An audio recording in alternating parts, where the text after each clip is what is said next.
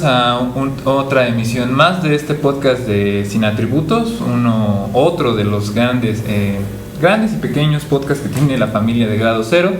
Y en esta ocasión vamos a hacerle un programa que, gracias al apoyo de la editorial Taurus, estamos aquí realizando, que va a ser justamente un comentario a un pequeño fragmento de La riqueza de las naciones que la editorial Taurus ha publicado bajo una colección que se llama Las grandes ideas. Esta ocasión se titula La mano invisible. Y antes de empezar, nosotros escuchamos la canción de The Who, Just Stand By Me. Pero bueno, para comentar en esta ocasión el libro de Adam Smith, estamos en la mesa Maribel López, Armando González, Alberto Casas y Jorge Rodríguez. Bueno, para empezar, valdría bien contextualizar la vida de Adam Smith, en qué formas o bajo qué ideas él comienza a desarrollar su propio pensamiento para poder escribir un libro que es bastante choncho en completo, ¿no? La edición completa son unas 1000 páginas, son 5 libros, y ahorita la editorial Taurus, que realmente utiliza una edición que se publica en Oxford y que realmente son las traducciones que hace editorial Taurus de esa colección que se publica en Oxford, ¿no? Pero bueno, ¿cómo es que llega Adam Smith a publicar La riqueza de las naciones? ¿Qué ideas están ahí? Va a ser un poco de lo que vamos a estar comentando en estos 30 minutos de programa, en el cual ojalá nos acompañe. Pero bueno, ya para no aventar más rollo, ¿no? ¿Quién fue Adam Smith? Adam Smith no se sabe bien la fecha en la cual nace. Se sabe que nace por ahí en junio de 1723 en un pueblo de la costa de Escocia llamado Kirkcaldy. Se tiene una fecha más o menos exacta de la fecha de su bautizo, que es el 5 de junio. Esa es la única más o menos referencia que tenemos. Desde niño no conocía a su padre murió unas 3 semanas antes de que él naciera, y su madre fue, digamos, su compañera más fiel. Él nunca va a dejar de vivir con su madre y viceversa. De hecho, su madre le va a sobrevivir unos años después de la muerte de Adam Smith. Adam Smith va a ingresar a la Universidad de Glasgow, después va a continuar unos estudios en Oxford, y todos van a ser justamente en filosofía. A eso de 1740 es cuando entra en Oxford, y de hecho él tiene algunas reflexiones sobre la universidad que no le gustaban mucho, que mencionaba que la universidad no era del todo lo que él esperaba, ¿no? Que incluso era una mala universidad en aquel entonces, claro está. Algo curioso es que ingresó a los 14 años de edad, ¿no? Algo temprano. Muchos nos hemos tardado, nosotros en salir.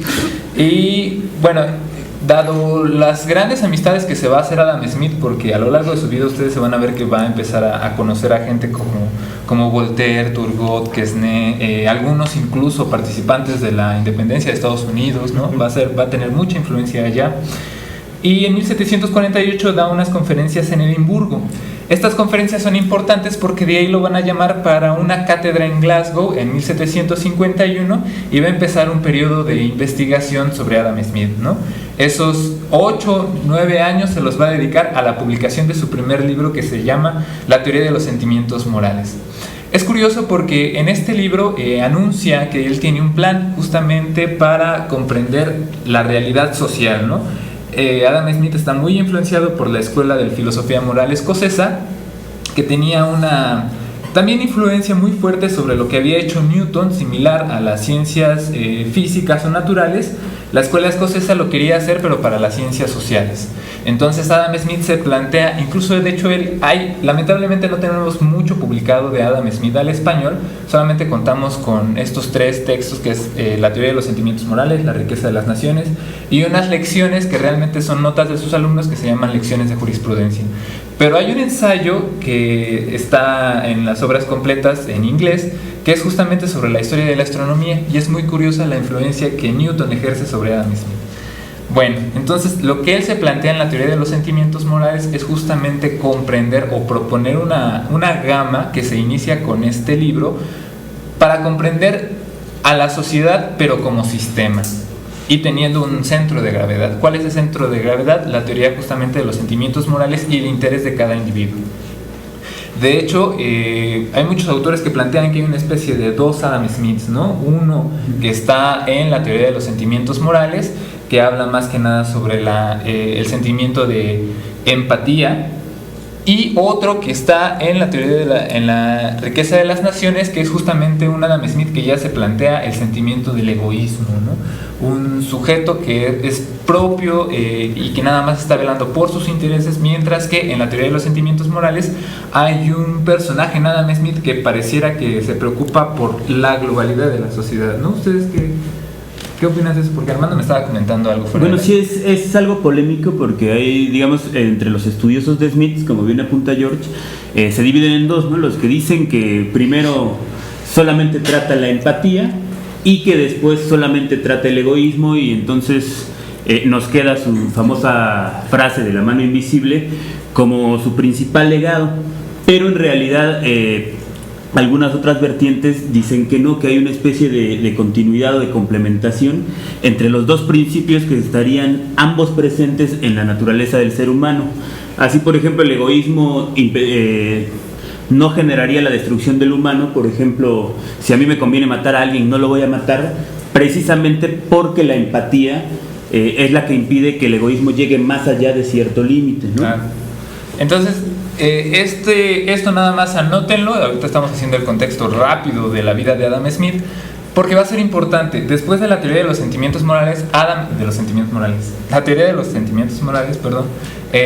Smith va a adquirir una fama importante en Escocia, no solamente en Escocia, sino también en Inglaterra, y va a empezar a crecer su fama. De hecho, y por aquí se viene gestando el origen de la riqueza de las naciones. Un señor llamado Charles Townsend, que es ministro de Economía con el gobierno de William Petty padre, va a quedar impresionado por la publicación de este libro y le va a solicitar a Smith en 1763 que sea tutor de su hijastro, el duque Buccleuch. Después de este periodo, en estos breves años de 1763 a 1767, Adam Smith va a recibir una pensión vitalicia de 300 libras para dedicarse a escribir justamente la investigación y causa sobre el origen de la riqueza de las naciones. Así es como se va gestando este libro, y va a durar unos 10 años en la investigación, y nos va a entregar lo que ahorita conocemos como la riqueza de las naciones, ¿no? El título abreviado. Para pasar de revista rápido lo que va a seguir siendo su vida después de esos años, también va a generar una fama importante, bastante influyente en el mundo de aquel entonces. Y en 1778, La riqueza de las naciones se publica en 1776. En el 78 es designado comisario de aduanas de Edimburgo. Comienza a ser solicitado como asesor para las decisiones de política, no solamente económica, sino también en aduanas y la relación internacional con otros estados, naciones. Él empieza a ser realmente muy buscado, no solamente por intelectuales, sino también por las personas que estaban ejerciendo decisiones en ese momento. Un dato curioso va a ser la relación que llega a tener con la independencia en Estados Unidos.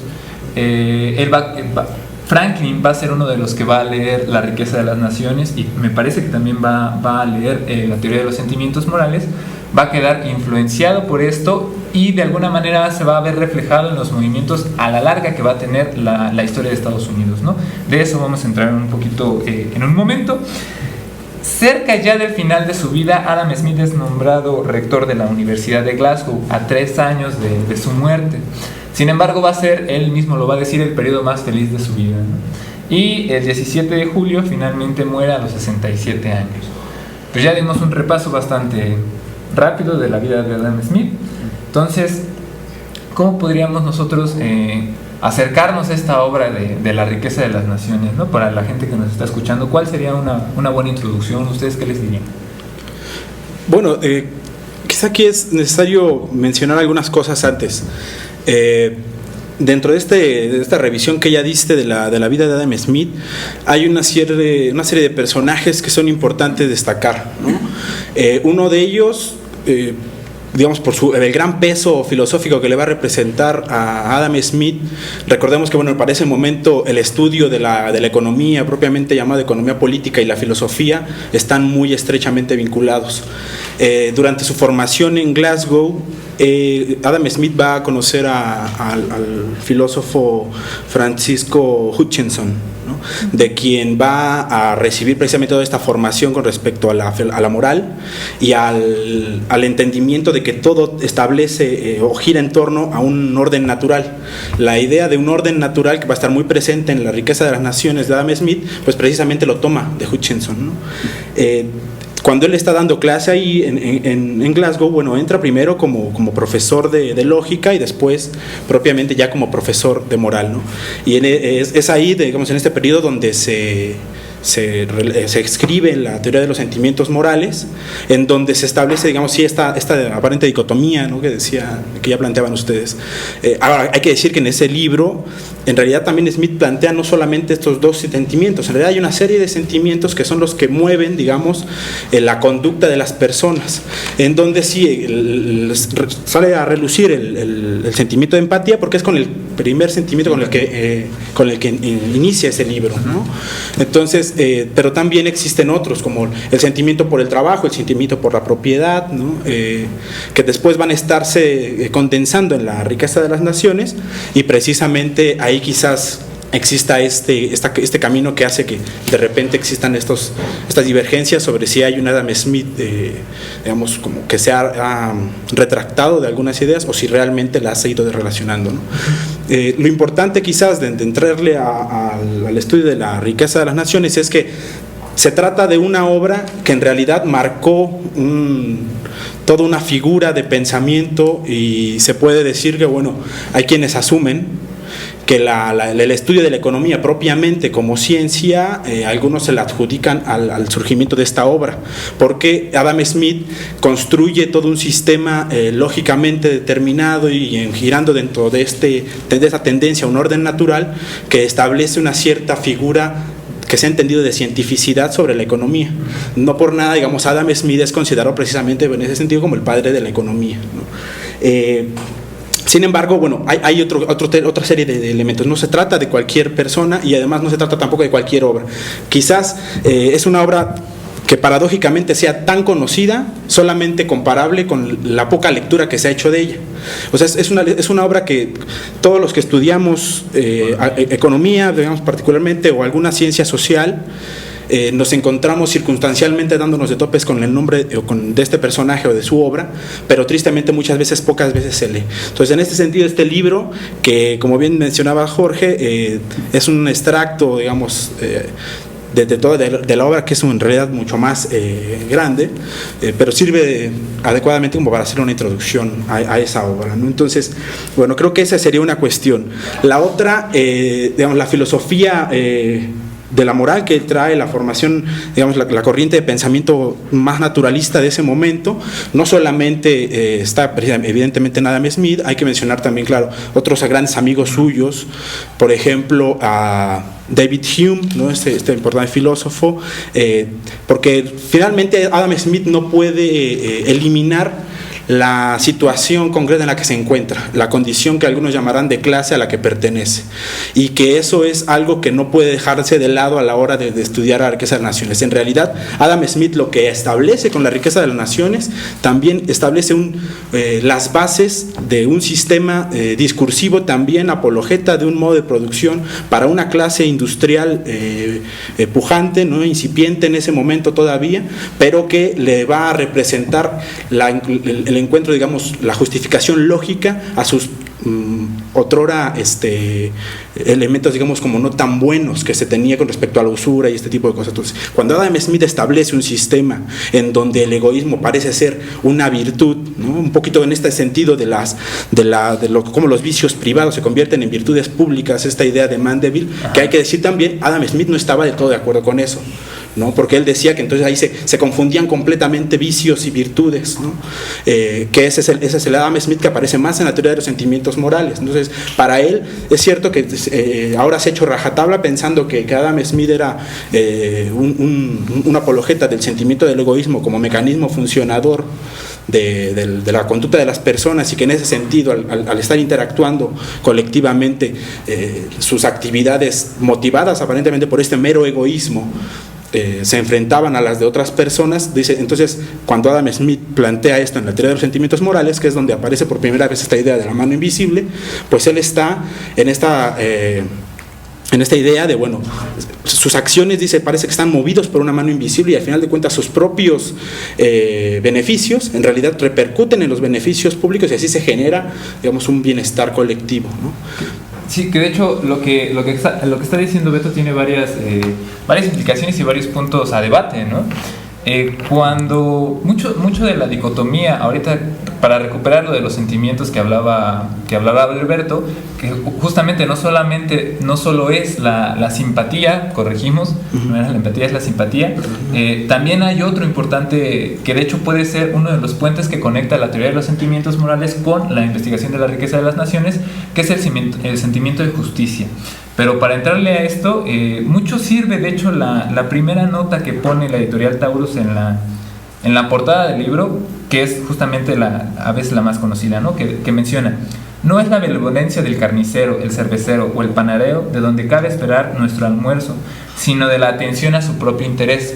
Si comparamos esta cita con la que encontramos en la teoría de los sentimientos morales, que menciona: por más egoísta que se pueda suponer al hombre, existe evidentemente en su naturaleza algunos principios que le hacen interesarse por la suerte de los otros y hace que la felicidad de éstas le resulte necesaria, aunque no derive de ella nada más que el placer de contemplarla. Si ustedes se fijan en las dos citas, sí, cualquiera podría caer en la cuenta de que realmente hay dos Adam Smiths, ¿no? Uno que se preocupa más por un sentimiento meramente de su propio interés, y otro que busca dentro de la felicidad de los demás también su propia felicidad, ¿no?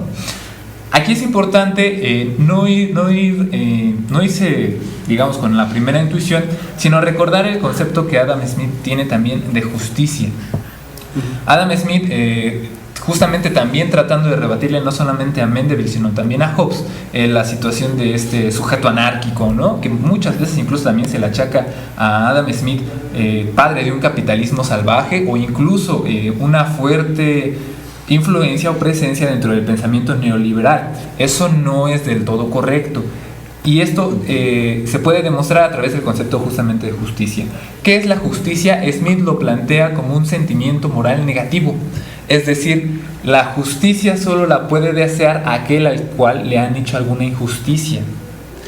Pero como tomar o hacerse la justicia es algo básico para mantener no solamente las condiciones de sociabilidad, sino también las condiciones de posibilidad para continuar el proceso económico, la justicia es algo esencial en la formación no solamente de la sociedad, sino de su desarrollo económico. Entonces, realmente también lo que busca el sujeto no solamente es su interés propio, sino y sobre todo también la conservación, la permanencia de esta justicia. Ojo, no quiere decir que el sujeto de Adam Smith siempre se tenga que dirimir entre bueno y malo, no, sino que realmente lo que está haciendo Adam Smith es proponer un sujeto por el cual existan las condiciones para que el sistema económico y el sistema social pueda seguir adelante. Esa pero, es una relación. claro, como bien apuntan ustedes, pero también hay que contextualizar, ¿no? En qué momento histórico Adam Smith vivió. Las condiciones eran muy diferentes a como actualmente las conocemos, ¿no? En este momento, pues apenas empezaba a gestar el capitalismo, e inclusive dentro de su obra nunca vamos a encontrar términos como el señor capitalista, sino, por ejemplo, utilizaba términos como el amo.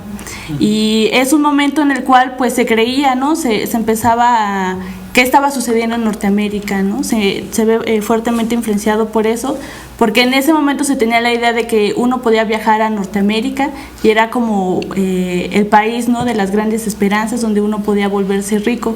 Y justo también ahí viene como justificado, ¿no? La libertad del sujeto que tiene para invertir en la actividad que él decida, su capital, ¿no? Del propio sujeto, sin que un Estado intervenga. Entonces creo que contextualizar históricamente la obra también tiene muchísimo peso. Bueno, sí, de hecho es algo también importante que se nos estaba pasando, bueno que nos lo recordó, porque no solamente Adam Smith, sino también justamente en la época estaba ocurriendo algo que venía gestándose, pero realmente se presenta como algo nuevo, que es la preponderancia del individuo sobre la comunidad. Y de hecho, la capacidad del individuo para poder gestarse y autodeterminarse, por ejemplo, sin la necesidad de algún tercero, como podrían ser las teorías del Estado. Ojo, Smith no estaba planteando una sociedad sin Estado, como muchas veces se lo han querido poner, o una sociedad que podríamos poner, trate de limitar o trate de borrar la figura del Estado. Ojo, Smith no está haciendo eso. Sin embargo, sí está viendo las posibilidades de que los individuos organizados socialmente bajo ciertos principios o ciertas reglas morales pueden constituir una sociedad no solamente que se mantiene y desarrolle, sino que al contrario permanece. Este es también, justamente como lo plantea Malibert, el sentimiento de la época, y Adam Smith es más reconocido extrañamente por eso, ¿no? La teoría de los sentimientos morales a veces no es tan resaltada como la riqueza de las naciones, y la riqueza de las naciones a veces no es tan resaltada como la influencia o la importancia que tuvo Adam Smith como padre del liberalismo económico. Claro, y hablar de Adam Smith pues es hablar, por ejemplo, de la división de trabajo que hace, es hablar de la famosa metáfora de la mano invisible, es también hablar de que pues la tierra es la que va a producir la riqueza. Bueno, ahí creo que en realidad ese es un elemento que a Adam Smith le sorprende de su viaje por Europa, cuando se está, digamos, haciendo esa especie de borrador para escribir la mano, para escribir la riqueza de las naciones. Él, durante su paso por Francia, conoce a Turgot, a Quesnay, estos famosos fisiócratas, ¿no? Que a diferencia, digamos, de que en ese momento se está digamos, todavía se encontraba con cierta importancia esta concepción mercantilista de que la riqueza estaba asumida por la capacidad de acumular metales preciosos. Cuando Adam Smith pasa por Francia y conoce a los fisiócratas, se da cuenta, bueno, que cuando menos los fisiócratas traen una idea de que hay un mecanismo generador de la riqueza, que para ellos es que solamente la tierra, digamos, la agricultura puede generar o puede ser fuente de riqueza. Adam Smith no sigue esa línea. Para Adam Smith es el trabajo precisamente, ¿no? Entonces ese es un elemento que le va a atribuir precisamente a Adam Smith una suerte de ruptura, digamos. Hay que decir que desde Petty ya ya se encuentra esa dialéctica, digamos, sí, la famosísima frase de Petty, ¿no? El trabajo es el padre de la riqueza y la tierra su madre, ¿no? Claro. Hay que decir que sí tiene cierta influencia de la fisiocracia en el sentido de concederle al trabajo manual importancia, ¿no? Y lo que él agrega es que la manufactura, quizá por las condiciones precisamente en las que vive, ¿no? Se cuenta que en su infancia, muy cerca de donde vivía, había una fábrica de alfileres, ¿no? Y es muy curioso que en La mano invisible, bueno, pues él pone de ejemplo una fábrica de alfileres. En La riqueza de las naciones, ¿no? Ah, sí, perdón. Sí. Mano invisible en esa edición. Mano invisible en Editorial Taurus. Ya que estamos entrando a la obra de Adam Smith, conviene nada más aquí hacer una pequeña señalación que cuando nosotros hojeamos este título que nos presenta la Editorial Taurus, creo yo hay un pequeño problema, porque la editorial que nosotros tenemos más bien la edición que nosotros tenemos se debate entre estos aparentes Smiths que pueden existir, el Smith que es bastante liberal, que no concede ni una intervención estatal, ¿no? Realmente Adam Smith no era eso que a veces nos pintan, o que a veces incluso profesores neoclásicos quieren pintar como Adam Smith, el padre del liberalismo y el Estado no mínimo sino cero. Esta edición puede que sea un poco, o puede que pueda apoyar ese tipo de argumentos, pues la división de los capítulos es un poco complicada. Justamente, aparte de que están un poco modificados los títulos, el último capítulo es el de los sistemas agrarios. Sin embargo, si nosotros observamos en la edición más completa que podamos encontrar, se llama de los sistemas agrarios, o sea, de aquellos sistemas de economía política que considera el producto de la tierra como la única o la principal fuente de riqueza del país. La consideración que está poniendo, o el acento que está poniendo aquí, es sumamente importante, porque él va a comenzar justamente el libro de la riqueza de las naciones haciendo una distinción entre los sistemas de economía política agrarios y los sistemas de economía política mercantiles, ¿no? y donde él empieza a ver justamente la producción de la riqueza, digamos, real, abundante, constante, es en esta parte de los sistemas mercantiles, ¿no? Por eso le importa tanto la división del trabajo, que es con el primer capítulo con el que inicia, ¿no? Sí, digamos, la riqueza de las naciones, hay que decir que originalmente está compuesta, digamos, por 5 grandes libros.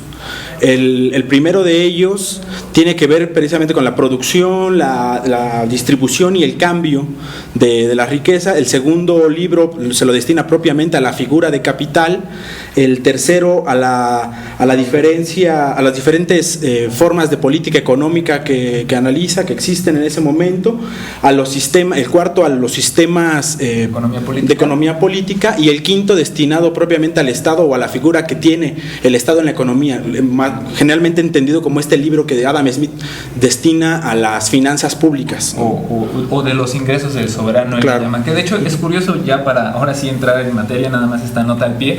Este libro quinto, que es más justamente sobre cuáles son las incidencias que puede tener el Estado, dónde puede participar, bueno, más que nada el Estado, el soberano, aparece no en la primera ni en la segunda edición del libro, sino aparece hasta la tercera edición del libro. Eso es algo curioso porque significa que Adam Smith todavía no lo tenía listo, al menos en la primera edición, sino que él, digamos así, lo corrige, ¿no? Es decir, me falta esto y lo añade a la riqueza de las naciones, y estos 5 libros ya es la edición definitiva con la que conserva Adam Smith, ¿no? Otro punto para aquellos que hablan de Adam Smith como un liberal a ultranza. Bueno, acá también en la riqueza de las naciones, Adam Smith va a iniciar a tratar el tema de la división del trabajo. Él va a recalcar que parte de la naturaleza del humano pues es esta propensión a trocar, a permutar, a cambiar una cosa por otra, y esto es lo que va a originar, esta capacidad de intercambio es lo que va a originar la división de trabajo, que prácticamente es la división de una rama en pequeños oficios. Y bueno, él, como antes lo habían mencionado ustedes, pues no es de que el individuo esté buscando el beneficio que esta división de trabajo pueda generar ese beneficio para toda la sociedad, sino lo que al individuo le mueve es su propio beneficio. Y él va a recalcar, no nos dirigimos a su humanidad, sino a su propio interés. Y nunca hablamos de nuestras necesidades en ese intercambio, sino del interés que le puede generar, ¿no?, este intercambio. Dentro de los beneficios que esta división de trabajo va a traer para la sociedad es un mayor progreso en la capacidad productiva del trabajo, y también que los individuos pues desarrollen una mayor habilidad y destreza en las actividades que van a ir desarrollando. Aunque, bueno, muchas veces se ha planteado que Adam Smith es un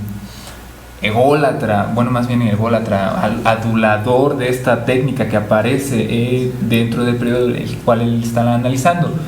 Esto no lo hacía ciego a las posibles consecuencias que podía traer a los trabajadores una división del trabajo y una especialización misma del trabajo. Ojo, no queremos decir que Adam Smith sea un crítico acérrimo de la división del trabajo, sino que más bien él sí se logró dar cuenta de algunos efectos que podía generar este tipo de división y especialización laboral. Él mismo lo menciona, hacer una misma actividad repetida y que incluso puede llegar a ser aburrida, aturde o entorpece al trabajador. Claro.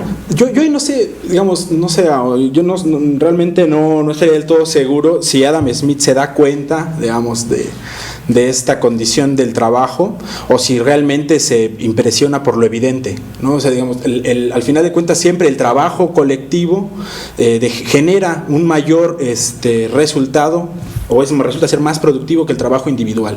Eso por una condición, digamos, podríamos decir, inmanente al trabajo mismo, a la condición del trabajo. Entonces, Adam Smith se sorprende, claro, él dice, bueno, parece ser que todas las bondades, y más o menos así inicia el capítulo, dice, ¿no? Parece que todas las bondades de la producción tal se deben a la división del trabajo, ¿no?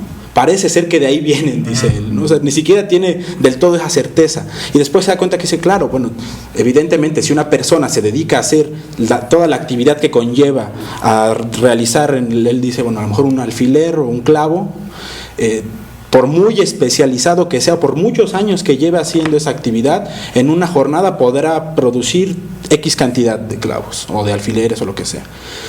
Por otro lado, si fueran puras personas inexpertas, pero segmentando, haciendo esta división del trabajo, nos damos cuenta que se pueden generar todavía más que los que hizo una sola persona. Peor aún, dice él, y aun cuando él no cae en cuenta de esa condición, porque hasta pone un ejemplo de, pueden haber tantos niños trabajando así, condición muy habitual, digamos, también para ese momento, pero que evidentemente, repito, deja ver claro la condición que Adam Smith tiene con respecto a su entorno y a su condición histórica y económica determinada. Él no ve del todo mal que haya niños trabajando y que hasta ellos puedan ser tan productivos como un obrero en edad madura, ¿no? Entonces, para él, digamos, solamente se sorprende, por eso digo, se sorprende nada más de lo evidente de la productividad natural del trabajo, no así en esta condición de establecer realmente, creo, otros elementos más a profundidad del análisis de lo que después se entiende más como fuerza de trabajo. Sin embargo, en realidad hay que decir, bueno, representa cierto avance para el estudio de economía, pues sí, digamos, podemos aceptar esa condición, claro, ¿no? Pero creo que una parte importante del respeto, digamos, del recuerdo que se tiene de esa obra, creo que es más bien por otros elementos que han legitimado en cierta medida, no por ello necesariamente válidos, una condición de desarrollo pujante de la clase industrial o burguesa industrial de ese momento, ¿no? Entonces, creo que es por ahí esa cuestión. Claro. Entonces, porque él dice, bueno, entonces, si hay esta productividad del trabajo, ¿a qué se debe? Y él después se va a empezar a meter en diferentes problemas, digamos, cuando menos él plantea sí 3 posibilidades. Dice, bueno, la mayor productividad del trabajo está determinada en una cuestión, digamos, punto número 1, por la destreza que cada trabajador pueda tener. 2, que en la medida que se segmenta la división del trabajo, bueno, que se hace la división del trabajo, se puede ahorrar tiempo en el paso de una actividad a otra. Y 3, porque generalmente también hay alguna especie de maquinaria que posibilita una mayor producción, ¿no? Entonces, y él, digamos, de ahí le sirve mucho para establecer desde ese primer capítulo la entrada del Estado. Por ejemplo, yo traía aquí una cita que encontré en las primeras páginas de ese primer capítulo, donde él dice: la aplicación de la división del trabajo a otras áreas deviene, en una sociedad mejor gobernada, si es una sociedad mejor gobernada, a que se genere una opulencia que se derrama hasta las clases inferiores del pueblo, si la sociedad, repito, es bien gobernada. Entonces, de entrada aquí esta cuestión, cualquier parecido con todavía hoy las ideas que conciben el desarrollo económico como potenciar a quienes tienen la clásica teoría del derrame, ¿no? Claro, ¿no? Pones todo arriba y en algún momento se va a caer. No es mera coincidencia, ¿no? De hecho, ahorita que lo van mencionando y que estamos entrando al tema de la productividad, Adam Smith marca justamente como una condición natural, es decir, algo que los humanos traen intrínsecamente, la condición del intercambio del trueque. Claro. Y de hecho este es un punto importante porque cuando Adam Smith comienza a hablar sobre cómo se podría gestar, desarrollar u organizar una sociedad, él menciona que dice, bueno, una sociedad puede funcionar bien organizadita si 1, hay justicia, y 2, no necesita haber empatía entre los sujetos, no necesita haber amor, no necesita haber condiciones de afecto, de cariño, de sociabilidad, porque tienen esta condición intrínseca al trueque. Eso significa que el mercado, como forma de intercambio social, puede bien regular la misma condición social, ¿no? Es decir, claro, buscando mi propio interés, llego yo al mercado y esa relación entre sujetos puede ser bastante impersonal. Puedo no tener ninguna relación con el otro tipo y sin embargo así, si se conserva la justicia, puede desarrollarse una sociedad. Claro, y en ese sentido es, digamos, como normalmente se toma solo esta parte para decir que Smith era el gran ideólogo de la sociedad sin Estado, ¿no? Pero no es cierto, en realidad lo que él está planteando, lo está planteando en un contexto en el que el gobierno, el soberano, los reyes en ese momento, otorgaban los monopolios comerciales a sus cuates, ¿no? Lo que aquí en México conocemos como dar una concesión para un negocio a tu compadre, ¿no? Era muy parecido en Europa, nada más que lo hacían a los lores con títulos de nobleza y les concedían unos monopolios comerciales. ¿Y a quiénes se dedicaban? Y eso hacía carísimo el comercio. Claro. Les generaba beneficios exorbitantes tanto a la corona como a los lores. y a los consumidores y a los productores los dejaba prácticamente. Claro, precisamente porque esas concesiones giraban en torno propiamente del comercio. El comercio, que es este elemento característico de las condiciones mercantilistas de acumulación de metales. Entonces, para ellos, el Estado, que cuando les otorgaba cierta concesión, pues entonces decían, no, este Estado que está participando en las condiciones económicas o el desarrollo de las actividades económicas, en realidad está generando condiciones propicias para el desarrollo de monopolios. Entonces, y Smith ponía y dice, bueno, cuando las posibles políticas económicas, eso viene, digamos, en la parte que destina precisamente a las finanzas públicas, cuando viene una colaboración o alguna opinión de este tipo de personas, dice él, ¿no? Digamos, de este tipo de comerciantes, entre comillas o a término seco, dice, hay que dudar de entrada de ellos, dice, porque sabemos que ellos lo que quieren es simplemente acumular capital, o en este caso, digamos, dinero nada más, y entonces, digamos, cualquier idea que venga de ellos puede ser de entrada, tenemos que dudarla y analizarla concienzudamente durante mucho tiempo, y hasta después de que veamos que ya no tiene ningún tipo de jiribilla, entonces, bueno, la podemos utilizar. De hecho, nota, eso es algo bien curioso, porque Adam Smith escribe en ese mar de páginas una frase que no recuerdo bien la página, dice, hay que ser enemigos de la innovación, entendido como la innovación de reformas y sacar a lo loco Claro. situaciones que vayan a cambiar las relaciones comerciales, ¿no? Por eso creo que, digamos, no es del todo errado considerar precisamente esta cuestión, entender a Adam Smith como alguien que quiere, que no confía propiamente en los meros mercantilistas y que trata de priorizar actividades de producción. ¿Para quiénes? Pues precisamente para las pequeñas clases, que en ese momento son pequeñas clases de producción industrial, ¿no? Entonces, no te metas, Estado, en la cuestión de conceder ciertos tratos de comercio, y mejor déjanos trabajar, que en realidad es aquí donde se genera la riqueza. Pero ellos, y por eso la predominancia de anteponer esa condición individual a lo social, y entonces por ello se necesita un Estado que únicamente garantice estos elementos de justicia. Solamente las personas, si les dejas este espacio de acción, ellos mismos pueden generar bondades, ¿no? Virtudes al sistema, porque en realidad sus mecanismos están moviéndose por una condición de diversos sentimientos que parecen ser regulados por una mano invisible, dice él. Entonces el Estado solamente debe considerarse en una actividad muy reducida. Exacto, de hecho él en el capítulo quinto, marca las actividades que debe de realizar el soberano y las virtudes que podría tener ese soberano. Son 4 o 5, me parece. Uno es defender la sociedad contra la violencia e inclusión de otras sociedades independientes, es decir, evitar el conflicto. Una vez que se evita el conflicto, la segunda acción del Estado debe de ser administrar exactamente la justicia para cada individuo. Esto significa que cada individuo pueda poseer la libertad de poder ir al mercado comercial.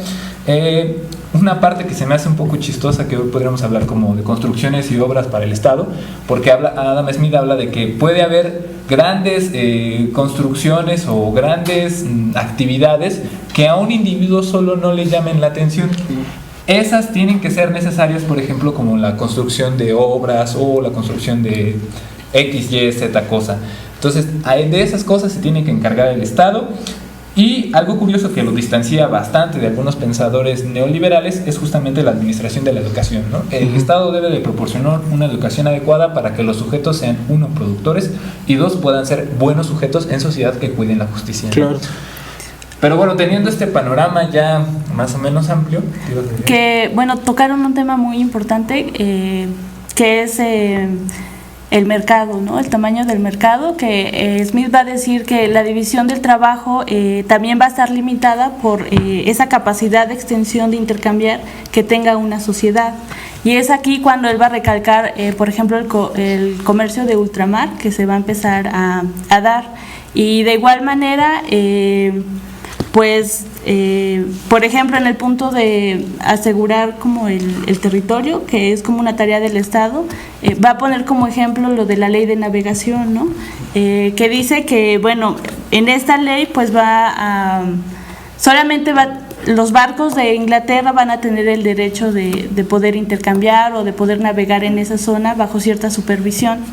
Entonces aquí es también, ¿no?, como un punto clave en cuanto a la referencia de Adam Smith, porque también se va a decir todo eso de la economía del mercado, todo eso, ¿no? Él va a recalcar que se debe de tener un mayor mercado para que también esta división de trabajo sea más profunda y a la vez estos oficios que vayan surgiendo, por ejemplo los filósofos, no nada más como el trabajo manual, también va a representar, ¿no?, como la opulencia de la sociedad. Claro, porque precisamente las personas, uno de los sentimientos que van regulando, digamos, su forma de relacionarse, que trae desde la teoría de los sentimientos morales, es precisamente esta tendencia de las personas a intercambiar cosas, ¿no? El mismo Smith en la teoría de los sentimientos morales pone esta idea de que tampoco se necesita, digamos, tener completamente toda la opulencia para poder vivir, digamos, bien, ¿no? Pero digamos con ciertos matices ahí. La cuestión es que para él, si el trabajo genera un excedente y entonces nosotros no necesitamos cierta cantidad de esos productos del trabajo, el resto está destinado al intercambio. Como esta actividad está reproduciéndose por en las demás personas, o si hacemos que esas personas se reproduzcan de esa manera, siempre genera una posibilidad excedentaria y entonces siempre hay una condición de mejora, de desarrollo y de crecimiento económico. Entonces el Estado, dejemos que no se meta en cómo se relacionan las personas, dice Smith, y dejémosle solamente estas tres condiciones que mencionaba Jorge, ¿no? Que garantice primero la seguridad nacional, es decir que, ojo aquí, creo hay un elemento ahí oculto, digamos. Entender que el Estado proteja la seguridad nacional es entender la protección de la propiedad dentro de un espacio geográfico determinado y denominado como Estado-Nación. Pero de ahí, digamos, que haya respeto entre naciones, digamos, que no haya invasiones. El segundo precisamente es, bueno, si ya me estoy cuidando de los que están afuera, ahora me cuido de los que están adentro, ¿no?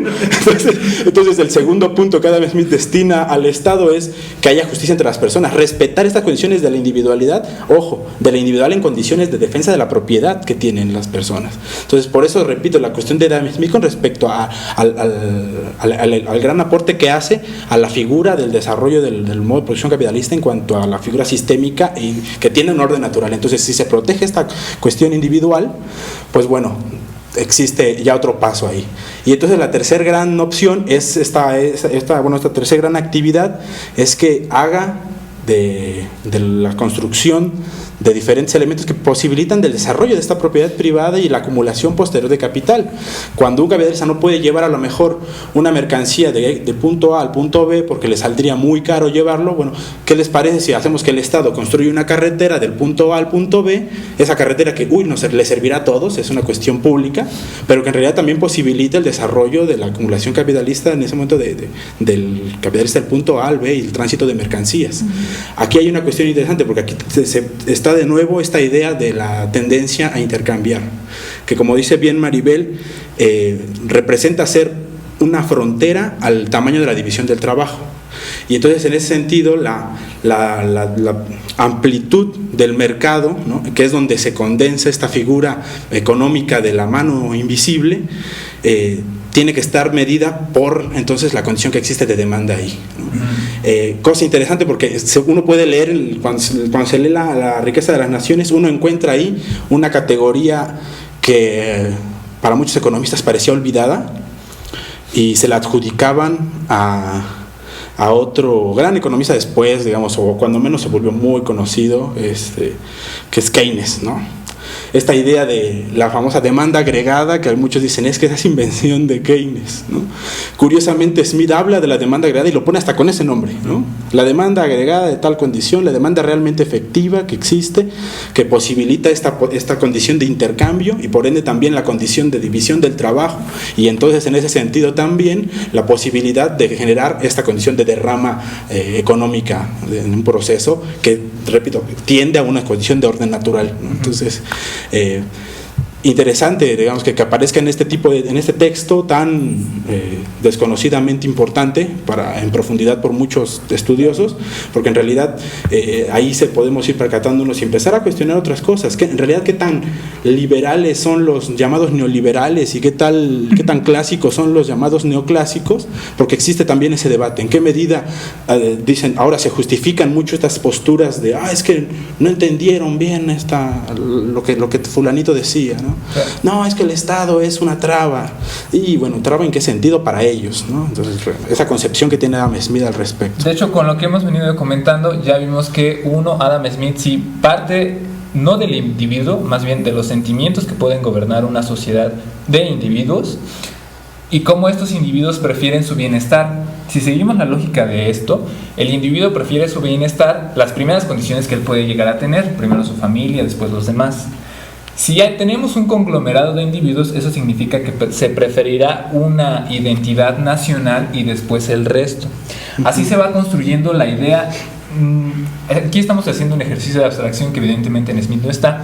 Pareciera que estamos tratando de construir un tipo ideal al estilo de Max Weber, pero cuando Smith hace este tipo de sujeto dentro de la sociedad, aquí viene la metáfora de la mano invisible, y la cito: al preferir dar su apoyo a la industria interna antes que a la externa, solo busca su propia seguridad, y al dirigir tal industria de tal manera que su producción tenga el máximo valor, solo busca su propia ganancia, y en esto, al igual que en muchos otros casos, ocurre que está dirigido por una mano invisible para promover un fin que no formaba parte de sus intenciones.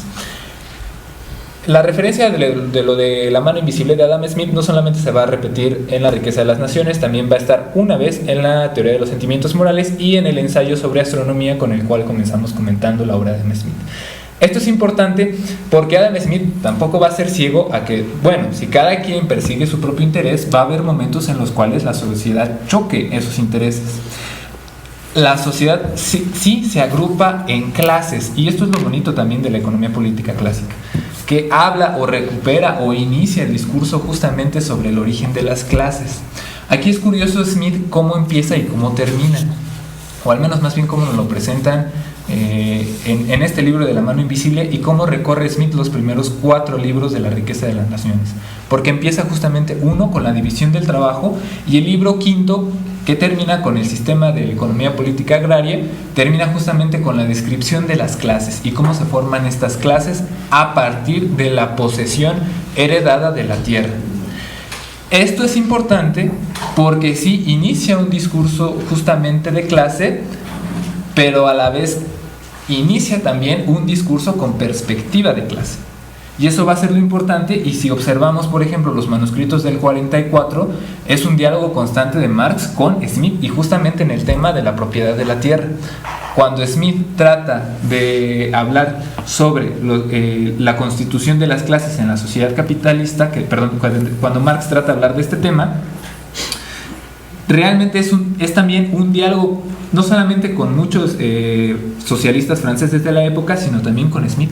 Y de hecho nosotros observamos en los primeros manuscritos una selección muy selecta, una selección decidida, concienzuda de algunos pasajes que hay en Smith sobre la mano invisible. Y de hecho que es uno de los aportes recientes del doctor Veraza, que se comentó también en otro, que se le hizo un programa en el proyecto de Prometheus, justamente como la construcción de clases dentro del sistema capitalista parte de la propiedad sobre la tierra, ¿no? Y en este caso de la propiedad privada de la tierra. Y ahí es donde empieza una de las críticas más fuertes que va a recibir Adam Smith, ¿no? Claro, digamos, finalmente esto que menciona Jorge es bastante controversial, necesitamos, digamos, una discusión un poco más elaborada ahí, pero sí, ciertamente uno podría rastrear este tipo de elementos en esta lectura que se ha hecho de la obra de Smith, ¿no? Quizás otra crítica fuerte que se le hace a Smith, y creo yo que con justeza, es esta condición. Primero, sí reconoce, y eso es una cuestión, digamos, de valía para su condición, es encontrar el trabajo como la única condición mediadora de la riqueza, ¿no? O posibilitadora de riqueza. Sin embargo, después, cuando se empieza a meter en esa cuestión de que existe un precio natural y un precio nominal, ¿no? O establecido más como por condiciones de mercado, en cuando lo que podemos entender este precio natural como lo que después vendrá a ser entendido como precio de costo.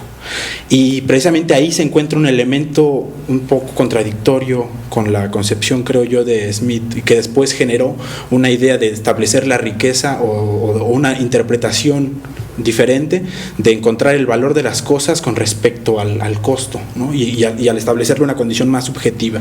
¿Por qué? Porque Smith sí inicia con esa condición del trabajo, Y ahí es un paso importante que después vendrá a revolucionar todavía más Ricardo y posteriormente Carlos Marx. Pero, digamos, hay algo que se debe entender, digamos, del dinero. El dinero no genera dinero como por generación espontánea. La tierra no genera tierra por generación espontánea, es decir, de ahí no puede venir la riqueza.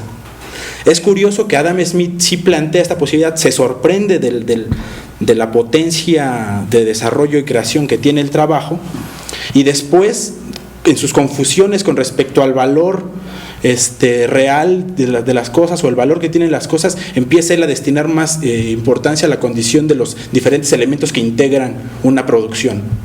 Y aquí vino, digamos, a ser bastante conflictiva esta idea, porque reconocer que solamente el trabajo puede generar ese valor, tiene que haber entonces una condición de que hay una extracción, que aunque Smith no lo plantea en ese sentido, no lo ve porque quizás atenta a su condición o por su condición precisamente históricamente determinada, no lo puede ver.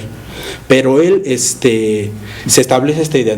Muchos de los economistas posteriores en la línea de Adam Smith no reconocen la condición de la teoría de valor-trabajo, porque el reconocer su validez tendrían que reconocer la condición de explotación que existe girando en torno a la teoría del valor-trabajo.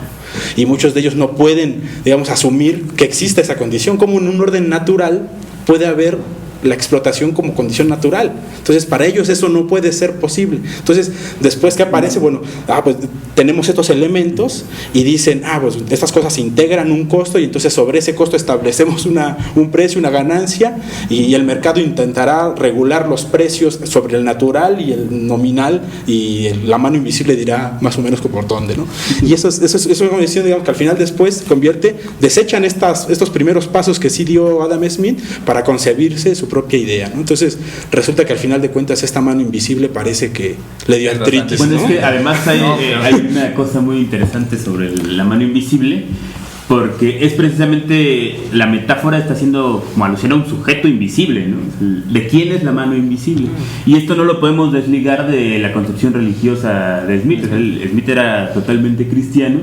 Entonces, la mano invisible, ¿no?, la que genera todos los sentimientos buenos del hombre y evita que la sociedad entre en el caos y genera ese orden, es la mano de Dios para Smith, ¿no? Esa es otra cosa muy polémica, porque en realidad cuando estamos apelando a que la mano invisible nos dirija el mercado, es lo mismo que encomendarnos a Dios para que nos vaya bien, ¿no?